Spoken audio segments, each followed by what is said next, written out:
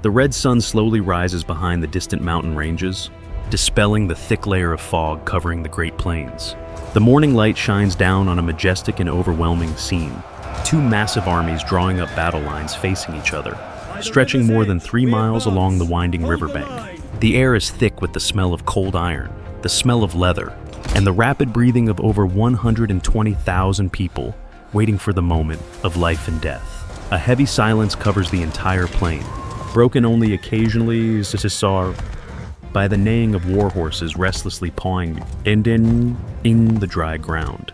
On the side of the Alliance army, the formation spreads out overwhelmingly with a troop count reaching 70,000. Rows of infantry carrying large shields and long spears standing close together, creating a solid moving rampart sparkling under the sunlight. Most prominent in their formation is the massive block of cavalry concentrated on the left wing. More than 7,000 cavalry, including heavy armored knights and mounted archers, are moving slowly, creating a thick cloud of dust. Their objective is very clear: use overwhelming strength and numbers to encircle and crush the opponent's right wing as soon as the battle begins. The commanders of the Alliance faction, standing on observation chariots, confidently gazing at their crowded great army, convinced that victory is only a matter of time. On the other side of the battle line, 50,000 expeditionary troops stand silently, disciplined and austere. Unlike the flashy appearance of their opponents, their armor bears the scratches of dozens of previous battles, and the soldiers' eyes exude the stoicism of those accustomed to seeing death. Realizing the huge disparity in troop numbers, the expeditionary generals were forced to stretch their formation out as much as possible to avoid being encircled. Their ranks are thinner, only about 6 to 8 men deep, compared to the 12-man depth of the Alliance faction. However, this arrangement hides deadly tactical calculations that the opponent has not yet foreseen. Behind the main line, a secret reserve force of 6 battalions of the most elite infantry has been detached, quietly moving into a hidden position behind the right-wing cavalry.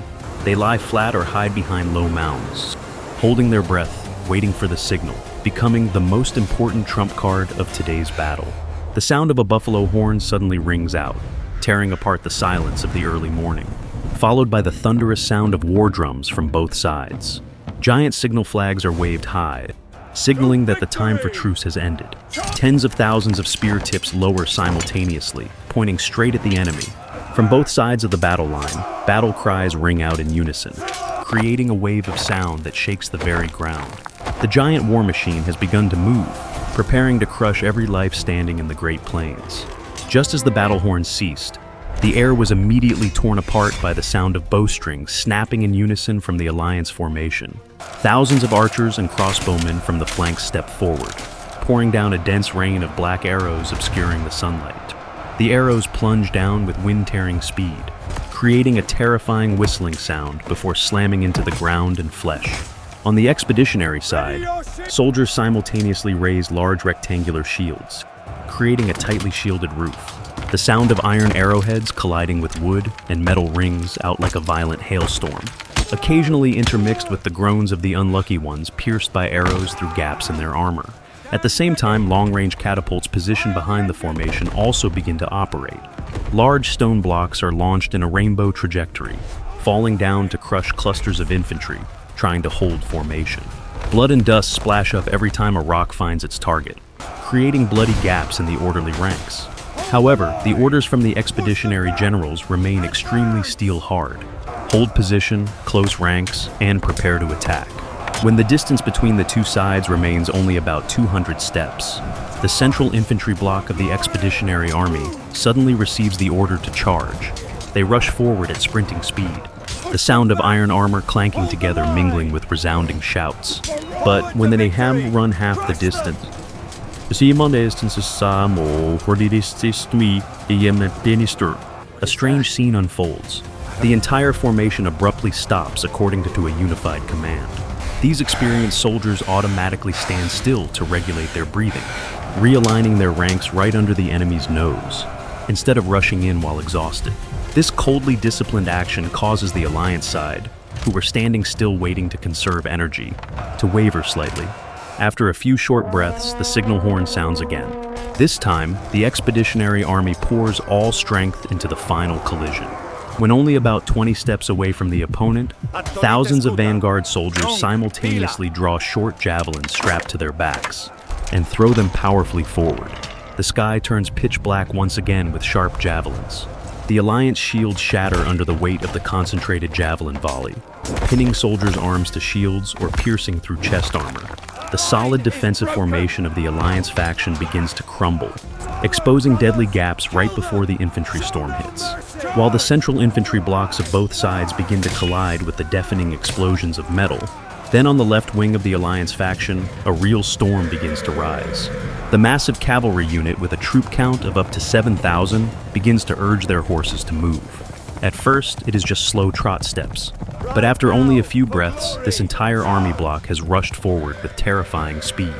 The sound of rapid hoofbeats roars like rising thunder, shaking the very ground beneath the feet of infantry soldiers fighting a mile away. Dust rolls up into columns of opaque yellow smoke, obscuring the view, turning the cavalry block into a giant monster bearing fangs and claws rushing towards the right flank of the expeditionary army. Facing that destructive power, the expeditionary cavalry force becomes extremely small and fragile. With only about 1,000 knights, they look like a dry leaf before the approaching hurricane. However, these knights do not flinch. They urge their horses forward to intercept the charge, trying to create a defensive belt to buy time for the infantry behind. The collision between the two cavalry blocks is brutal and swift. The overwhelming weight of 7,000 war horses from the alliance immediately knocks away the opponent's first defensive lines. The screams of men and the pathetic neighing of wounded horses blend together to create a symphony of death. The alliance knights, with numbers 7 times greater, easily flood through the gaps, surrounding and cutting apart the tiny expeditionary formation. Unable to withstand that terrible pressure, the expeditionary cavalry begins to break formation. They are forced to turn their horses, fleeing in chaos to the rear to avoid total annihilation. Seeing the opponent flee, the alliance cavalry's morale rises to the extreme. They believe that victory is firmly in their hands. The alliance cavalry commanders order troops to pursue. Their formation begins to spread out, losing the initial tightness to optimize pursuit speed. They flood through the right flank gap that was just torn open, beginning to circle around to the back of the main expeditionary infantry block, with the intention of executing a deadly pincer movement. In the bloodlust of victory, not a single one of those 7,000 cavalrymen realizes they are rushing straight into a trap that has been set, where deadly long spears are silently waiting in the shadow of the dust. Just as the massive cavalry block of the alliance faction is in a bloodthirsty pursuit frenzy, believing that the opponent's right flank is completely left open, a sudden terrifying incident occurs. From behind the mounds and the thick dust layer that the expeditionary cavalry just retreated past, 6 battalions of the most elite infantry, who had been lying in ambush in silence since the start of the battle, simultaneously stand up. They appear towering like a fortress wall rising from the earth, blocking the attack path of thousands of war horses rushing in at maximum speed. This sudden appearance causes the leading knights to be stunned, reins pulling back in a moment of extreme panic. Unlike the usual rules of combat, this ambush army does not throw javelins from afar. Instead, following orders thoroughly grasped beforehand, they hold the long spears firmly in their hands, angling the sharp tips upwards, aiming straight at the horses' eyes and the faces of the opposing knights. This is a cruel tactic unprecedented in history, forcing the cavalrymen, accustomed to being carefully protected, to face directly the most primal fear, the cold steel blade stabbing straight into the line of sight. The collision happens immediately with terrible destructive power. The war horse is galloping at full speed, by natural reflex, before the forest of sharp spears pointing at their faces. Panicked and reared up, braked hard, or turned their heads sharply sideways. This sudden movement causes a series of knights to be thrown to the ground, immediately trampled under the hooves of comrades behind who are rushing in and unable to break. The 7,000-strong cavalry formation, originally spread out for pursuit, is now bunched up, shoving each other in an inextricable, chaotic mess. The expeditionary infantry does not miss the opportunity. They advance step by step in a sullen and cruel manner. Spear points continuously thrust powerfully into knights who are awkwardly controlling their horses. With no space to maneuver or gain momentum for a charge, The maneuverability advantage of the Alliance cavalry is completely eliminated. The shouting orders of the cavalry commanders are drowned out by the chaotic neighing of the herd of horses going mad with pain and fear. From the position of the hunter, the most powerful cavalry block of the Alliance now becomes a chaotic crowd, stopped and slaughtered by a disciplined and cold wall of people. Panic, like a plague, spreads rapidly from the front ranks throughout the massive cavalry block. Knights who prided themselves on their horseback fighting skills now completely lose morale before the opponent's brutal and direct fighting style. Instead of swinging swords to retaliate, they cower, trying to shield their faces and eyes from the spears stabbing continuously. The formation once considered the pride of the Alliance faction now shatters into thousands of small pieces, completely losing command capability. Survival instinct rises strongly, overpowering every order to hold position. The knights in the front ranks turn their horses to flee for their lives, regardless of knocking down comrades trying to advance from behind. The flood of people and horses turning back creates a tragedy even more devastating than the enemy's attack. Behind this cavalry block are thousands of crossbowmen and slingers positioned to provide long-range fire support. Before they can understand what is happening, they see the wall of their own cavalry crashing down on them like a tsunami. With no place to hide, these light infantry soldiers are mercilessly trampled by the hooves of their own army. The sound of breaking bones, the desperate crying of trampled soldiers blends with the roaring of thousands of horses going mad. The entire left wing of the Alliance turns into a chaotic slaughterhouse, where soldiers kill each other in a blind rout. Dust rises to obscure the sky, but cannot hide the disastrous collapse of a tactic once expected to decide the battle. Taking advantage of the victory to rush forward, 6 battalions of expeditionary infantry do not stop. They step over corpses and groaning remnants, maintaining long spear formation, advancing sullenly forward. Their target is no longer the enemy cavalry, but the left flank and rear of the main Alliance infantry block, where it is completely open and without any defense. The door to victory has been thrown wide open over the bodies of the most powerful cavalry team. While the left wing of the Alliance army is shattering in chaos, then at the center of the battlefield, the clash between the 2 main infantry blocks has reached the peak of brutality. There is no room for flowery tactics or mobile maneuvers. Here remains only a contest of muscular strength and pure will to survive. Tens of thousands of wooden shields covered in leather and bronze crash into each other, forming a violently shaking wall stretching for miles. The soldiers in the front row are clamped tight between 2 pincers, pressure pushing up from comrades behind and pressure weighing down from the enemy in front, making them almost unable to breathe, only able to swing weapons in suffocatingly narrow spaces. Sharp short swords are drawn, weaving through the gaps of large shields to seek the opponent's flesh. Blood dyes the tunics red and flows down onto the dusty ground, turning the ground into slippery mire. The sound of metal clashing, wood shattering, and the screams of the wounded blend into a deafening, ceaseless noise. At the most fierce points of engagement, soldiers trample on the bodies of both friend and foe to hold position, turning earthen mounds higher by piling up corpses. The Alliance army, with an overwhelming numerical advantage of up to 70,000, tries to utilize the weight of the dense formation to push back the opponent. The rear ranks continuously surge forward, creating a massive pushing force hoping to break the breakwater of the expeditionary army. Their commanders stand on horseback behind the ranks, continuously shouting to urge soldiers to advance, believing that with just a little more strength, that fragile defense line will collapse. Signal flags fluttering in smoke and dust, pointing the attack direction into the weakest points on the opponent's ranks. However, 50,000 expeditionary troops still hold on incredibly stubbornly. They do not retreat a single step. Steel discipline forged through decades of campaigning helps them maintain formation, even when under the most terrible pressure. When one person falls, immediately the person behind steps up to fill the void, closing the shield wall tight, leaving no gaps exposed. They fight in silence, saving every breath, every sword stroke, turning that coldness into a psychological weapon, weighing on the spirits of the conscript soldiers on the Alliance side. The meat grinder at the center just keeps turning steadily, grinding up lives of both sides in a stalemate with no winner determined. The sun has climbed past its zenith, scorching the battlefield with sweltering heat, causing the strong smell of fishy blood covering the Great Plains to evaporate. The engagement at the center has lasted for many hours, with no sign of cooling down. The numerical advantage of the Alliance faction begins to take clear effect when fresh reserve units are continuously thrown into battle, replacing soldiers who are exhausted at the front line.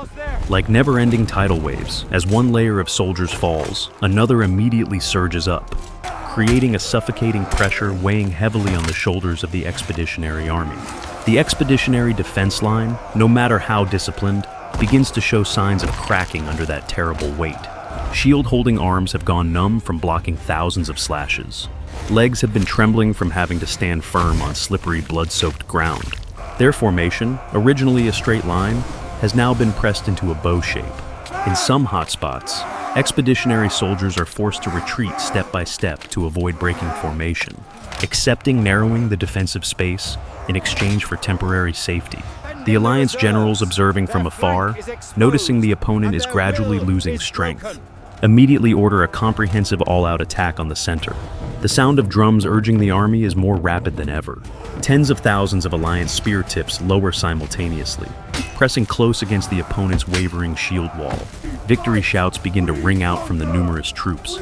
They believe that with just one more strong push, that old and tired army block will collapse completely. In that boiling oil and burning fire moment, the vision of both sides narrows down to the slaughter in front. The Alliance army is too engrossed in crushing the opponent in front to remember observing the two flanks.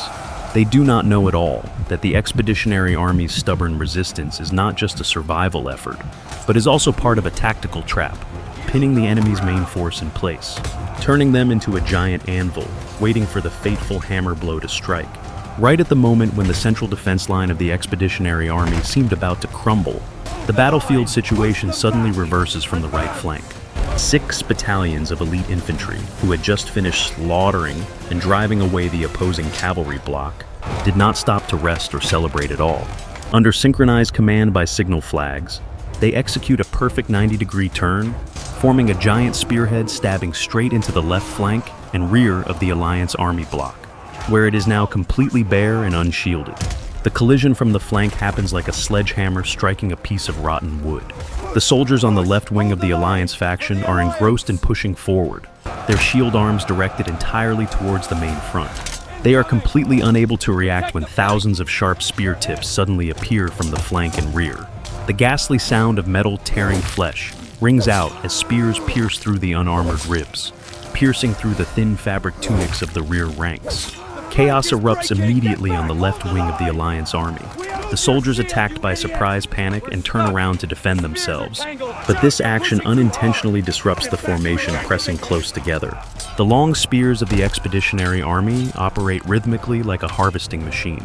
Each thrust brings down dozens of corpses. With no space to swing swords nor shields to cover from this direction, Alliance soldiers become moving meat targets for the opponent to slaughter freely. At the same time, the expeditionary cavalry, who had rallied after feigning retreat at the start of the battle, also returned to the fight. They do not rush into the crowded places, but choose to strike at the loose connection points behind the enemy's back, cutting off the retreat path and causing further panic. The massive 70,000-strong army block is now clamped tight in a deadly trap. In front is the stubborn, impenetrable shield wall. On the flank and rear are spears pursuing mercilessly. The victory cheers of the Alliance faction die out, replaced by screaming alarms spreading like fire meeting wind. The pressure from the tightening pincer causes the order of the 70,000-strong army to begin disintegrating rapidly. The soldiers in the center of the formation, once considered the safest position, now fall into the most tragic situation. They are trapped between two giant pressure flows. On one side are comrades retreating in panic from the ambushed flank. On the other side are the front ranks still trying to push up. Space is so tight that many soldiers cannot draw weapons, even being compressed by comrades' own shields to the point of broken ribs, suffocating and collapsing before the enemy's sword touches them. The command system of the Alliance faction is completely paralyzed. The signal flags, originally the compass for every movement, now are successively cut down or sink into the chaotic sea of people. Generals standing on observation chariots scream until their voices are lost, trying to wave flags to maneuver reserve units to pivot and deal with the flank danger. But every order becomes meaningless amidst the deafening noise of battle. Communication between army wings is completely cut off. Each battalion now fights like a lonely island amidst a fierce storm, not knowing whether to advance or retreat. Taking advantage of that disorder, the expeditionary infantry on the main front begins to increase pressure. Noticing the opponent's resistance weakening, they chant rhythmic commands in unison. Each shout is a step forward. Each step forward is hundreds of swords descending together. Their shield wall is like a giant steamroller, crushing the disjointed defensive lines of the Alliance faction. Blood stains the advancing footsteps red. Corpses pile up on each other, creating gruesome obstacles that the living are forced to step over to continue killing. Fear begins to spread faster than fire burning on dry grass. Soldiers in the rearmost line, after witnessing the brutal slaughter from the flanking army, begin to throw away weapons. Heavy shields are thrown to the ground to reduce weight. Long spears are discarded so hands are free for fleeing. The crack spreads from the left wing to the center, then spreads to the right wing as well. The powerful army block, once full of confidence this morning, has turned into a mixed crowd, losing all will to fight, remaining only the instinct to flee from the scythe of death, swinging from all sides. As the sun begins to slant towards the west, lengthening ghostly black shadows on the blood-soaked ground, the final defense line of the Alliance faction officially collapses. It does not happen like an orderly retreat command, but like a dam bursting before a fierce flood. The fake resilience maintained by large numbers now vanishes like smoke. The majestic signal flags, once the pride of 70,000 troops, now abandoned helplessly on the ground, mercilessly trampled by thousands of panicked feet. The heroic battle cries of the early morning have been completely replaced by desperate wailing begging for life. Along the entire length of the battle line, an unprecedented scene of chaos unfolds. To run faster, Alliance soldiers frantically strip off everything heavy on their bodies. Tens of thousands of large shields, bronze helmets, and heavy chest armor are thrown scattered everywhere, forming a giant metal scrapyard stretching for miles. Even the most experienced veterans can no longer keep their cool. They merge into the torrent of people pouring backwards, shoving and knocking down anyone blocking the way, including comrades from the same unit. In blind panic, many soldiers were crushed to death by their own comrades before the enemy could touch them. The only escape direction for the Alliance remnants is towards the high hills, where their fortified camp is located. However, the steep and narrow terrain of the trails leading up the hill quickly becomes deadly traps. The stream of people crowding at the gateways, forming congested bottlenecks. The slow ones at the back become meat shields for those in front. They desperately turn back to look at the expeditionary wall of spears sullenly approaching, knowing that their fate has been sealed. The expeditionary army, despite fighting continuously since early morning, shows no sign of impatience or formation disorder at all. They do not run madly after the enemy. Instead, they advance with steady, cold, and cruel steps like a harvesting machine. Any remaining Alliance soldier groups or those trying to gather for sporadic resistance are instantly crushed under the concentrated power of the long spear infantry block. No prisoners are taken in this stage, only decisive sword strokes to clear the advance path. The entire vast field is now just a stage for a one-sided slaughter, where the strong enforce absolute power over the disintegrating defeated. Not satisfied with merely driving the enemy out of the plains, the expeditionary generals make a bold and ruthless decision: continue the pursuit to the very last lair, giving the opponent no chance to recover. Despite the fatigue etched deeply on their faces after a long day of fighting under the harsh sun, tens of thousands of expeditionary soldiers regain their spirit, climbing the steep slopes leading to the fortified camp of the Alliance army. The spirit of victory boiling in their veins helps them forget their heavy legs, turning them into tireless hunters cornering their prey into a dead end. At the gateway of the camp, a chaotic and tragic scene unfolds. The Alliance remnants running back first try to close the city gates to stop the pursuit, but they are immediately pushed and overrun by the panicked stream of people behind. The deep moat surrounding the camp, originally dug to stop enemy cavalry and infantry, is now quickly filled with the bodies of those who fell during the jostling, and those shot down by pursuing arrows from behind. The expeditionary army does not need to use ladders or siege engines. They step on the very bodies piled in the deep moat to cross the wooden fence, flooding inside like a flash flood breaking a dike. Inside the camp, resistance is weak and sporadic. Some guard units kept to guard the camp try to set up a defensive perimeter around the central command tent area, but their morale collapsed upon witnessing the 70,000-strong Great Army returning in tatters. The spears of the expeditionary army, stained with dried blood from the battle in the plains, now continue to dye red the gravel paths between the orderly rows of tents. The sound of swords and spears clashing becomes sparse, replaced by sounds of surrender and footsteps of fleeing survivors. The scene inside the camp contrasts completely with the austerity of the battlefield outside. The tents of the Alliance generals are lavishly decorated with woven carpets, silver cups, and displayed food, now trampled under hobnailed boots covered in mud and blood of the expeditionary army. The victorious soldiers, in a blood and adrenaline frenzy, overturning tents to search for hiding enemies. Torches are thrown into grain stores and fabric tents, creating columns of thick black smoke rising high, blending with the red sunset signaling the end of a powerful force.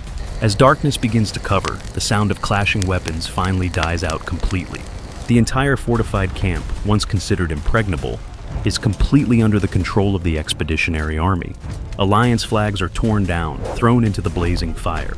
High-ranking commanders of the Alliance faction have fled to higher mountain regions, or were captured right at the front line.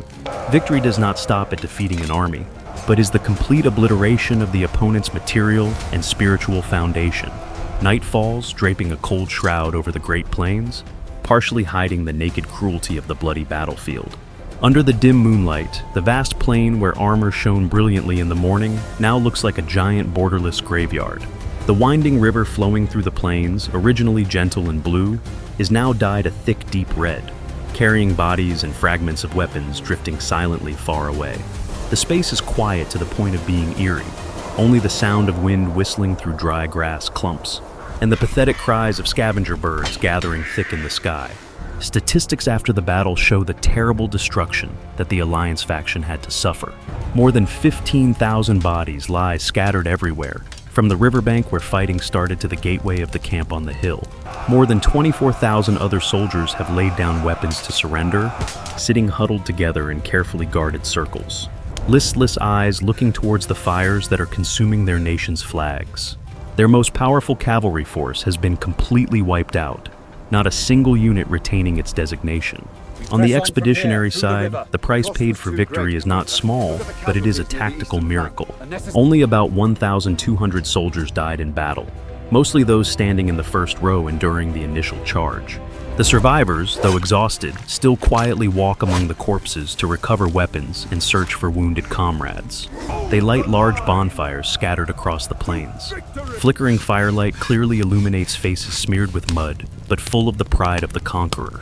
The collapse of 70,000 Alliance troops on the Great Plains is not just a simple military defeat, but also the end of the old balance of power in the region. Kingdoms and tribes that once placed their faith in the Alliance's strength and numbers now face the risk of total annexation. The road into the fertile lands of the South is now wide open. No citadel or army remains strong enough to stop the footsteps of the expeditionary army. History has turned a page right on the puddles of blood not yet dried from today, and the new order will be written by the winner,